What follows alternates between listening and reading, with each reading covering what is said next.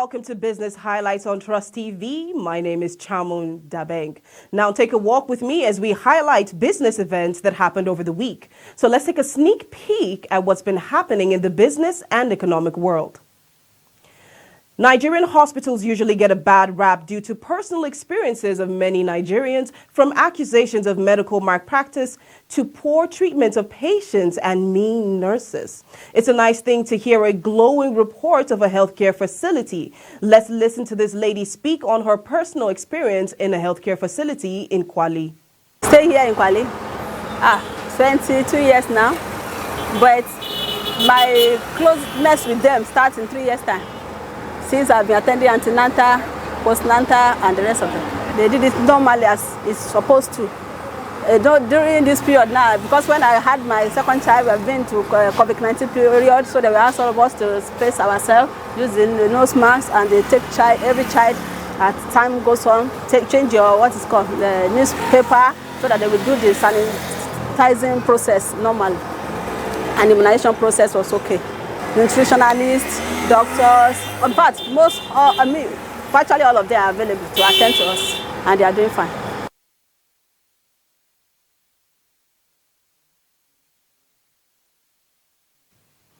Now, it's a wonderful thing hearing such a glowing review, but it's necessary to take a deep look at the medical sector in Nigeria.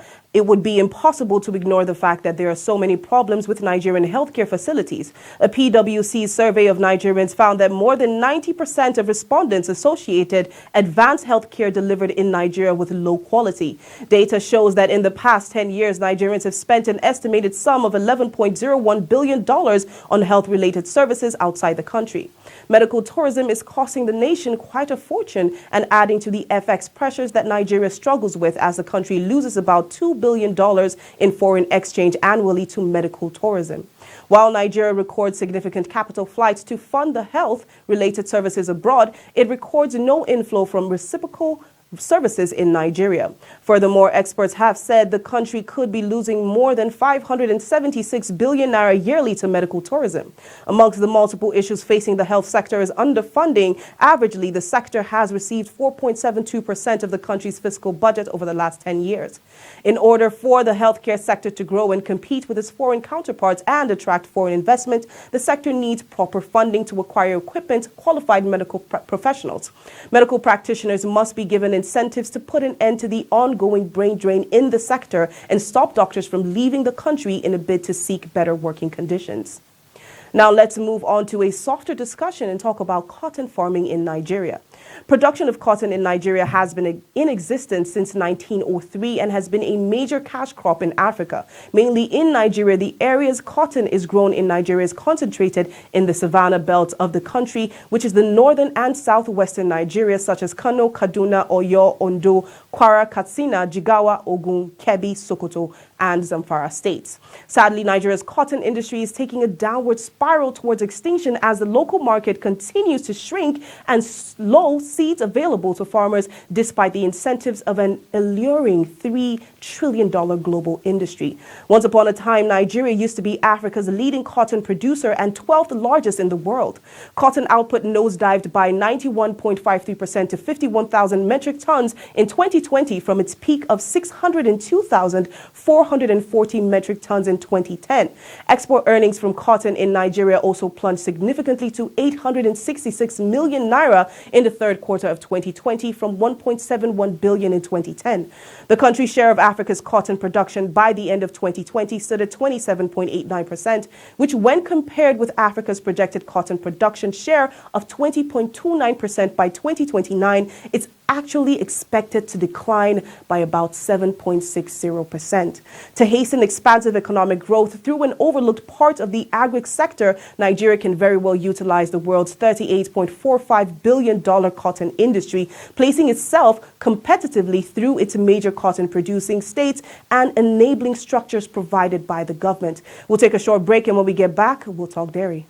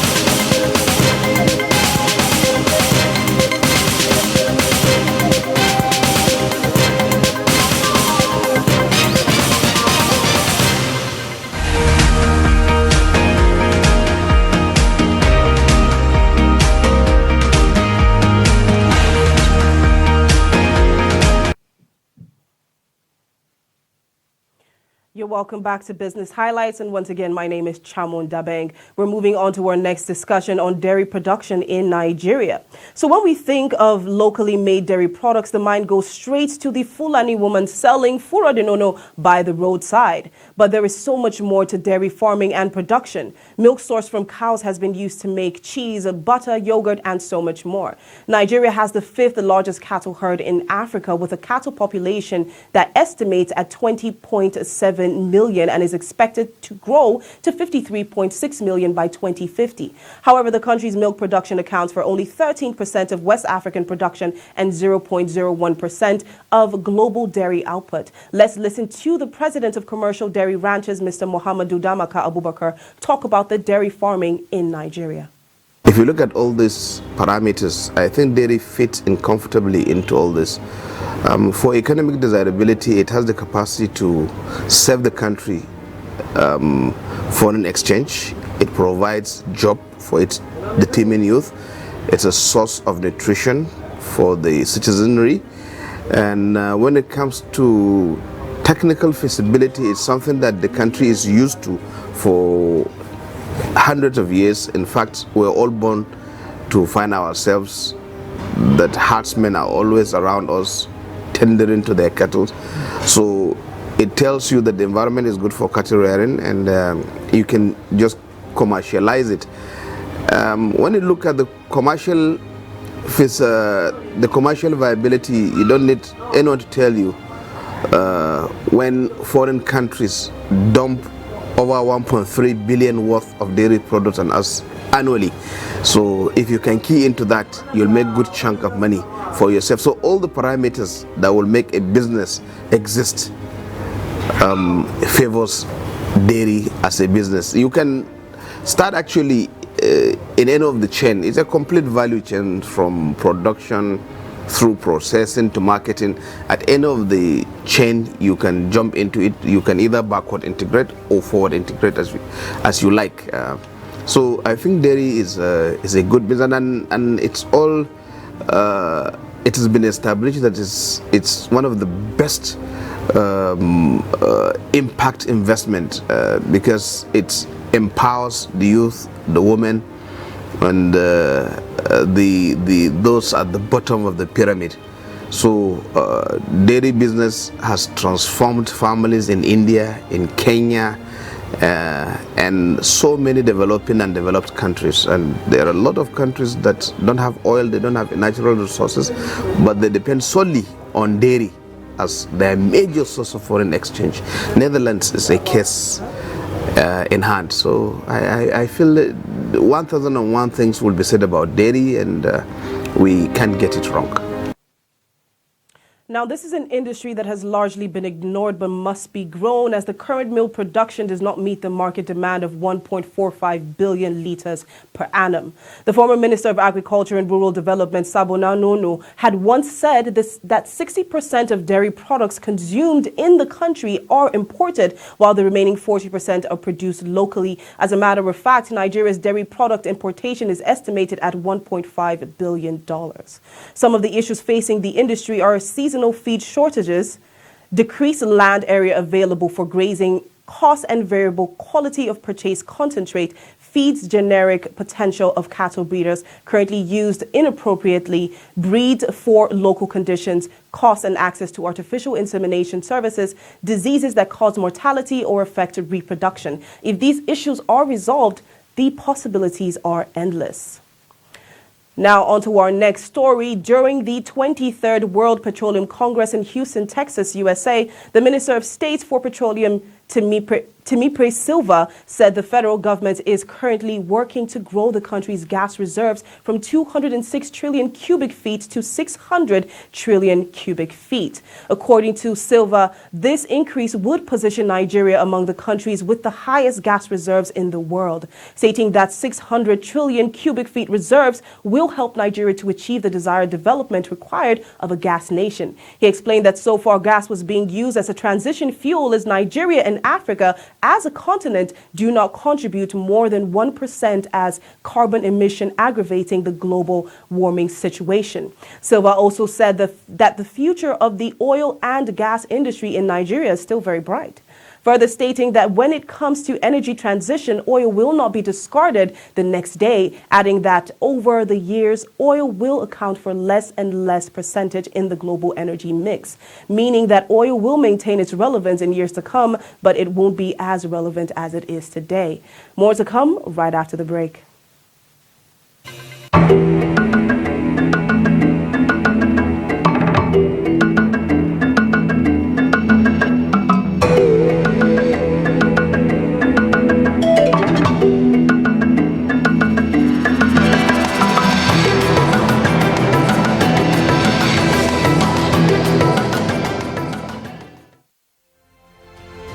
Get latest updates on current topical issues and breaking news by downloading the Trust TV mobile app on your Android devices. Go online, click Google Play Store, search Trust TV, install the app, and get doses of unfiltered information on happenings all over the world in your pocket. Trust TV, documenting the Nigerian story.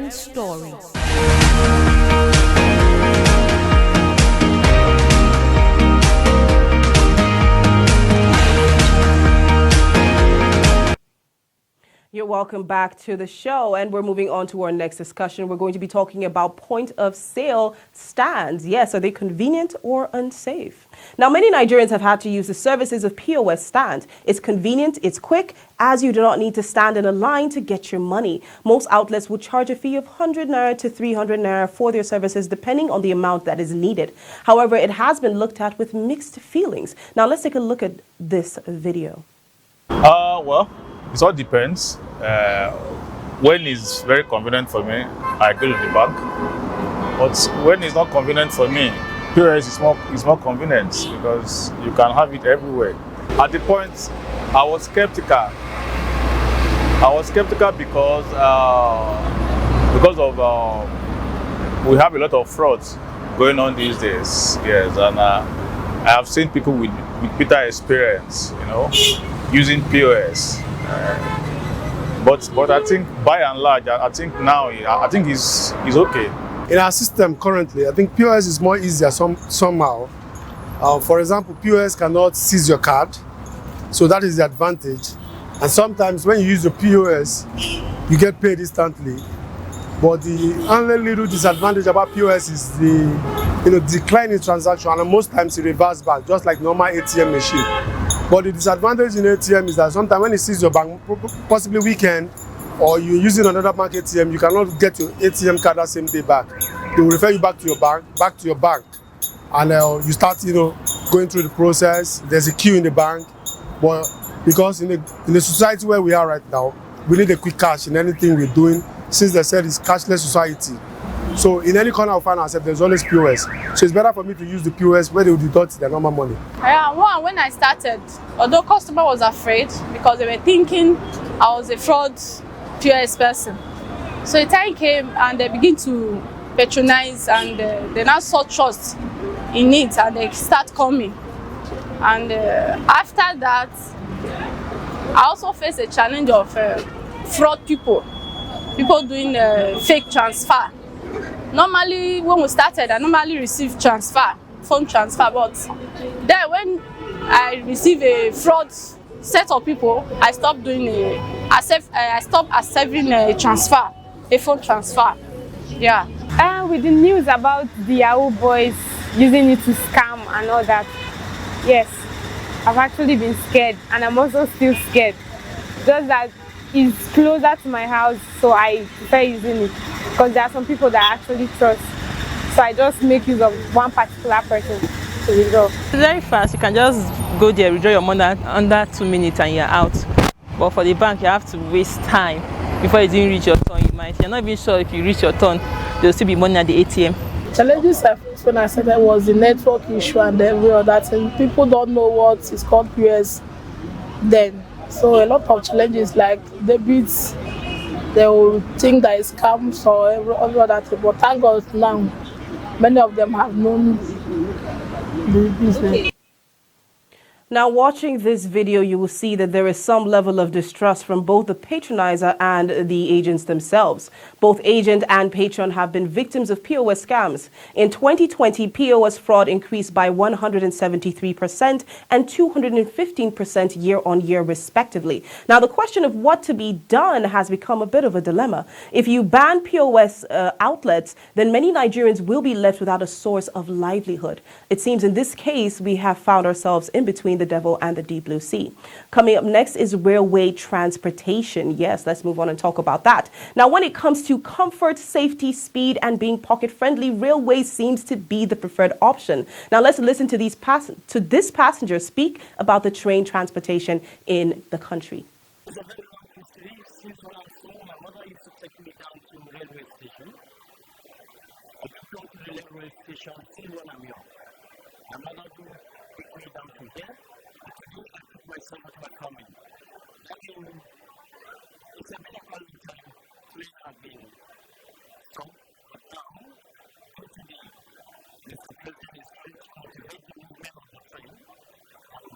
That is why I decided to go on the train today. My own family. And it's a lot of challenge. And it's some kind of trouble. Not slow in the road like that. And this security issues is there. And some other things there. It's a very nice. When you join the train, you can be able to see some kind of different things in the road. You can see well, the train is in the top of the river. There's a lot of discussion experience. That is why I decided to take my wife with my daughter for them to see. This is going to be the first time for them in the train. Now, there's a lot of things. But as long as I used to come, they're not a passenger. They just come there to teach certain things to the passengers. They're actually their carry. Then there's no, if you put on this pocket, we don't have some of this other record. The rest of the hands of leg to cover. The passenger whatsoever it has in the pocket, it will move away with you. So, the one thing I need to advise is the image of these things. Life is very important.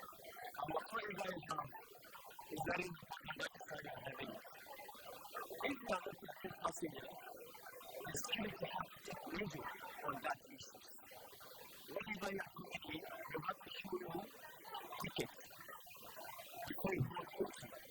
Those are making business here, they have certain things shown by the management here. But now, this is there are some others, they go without anything, they just come there to teach.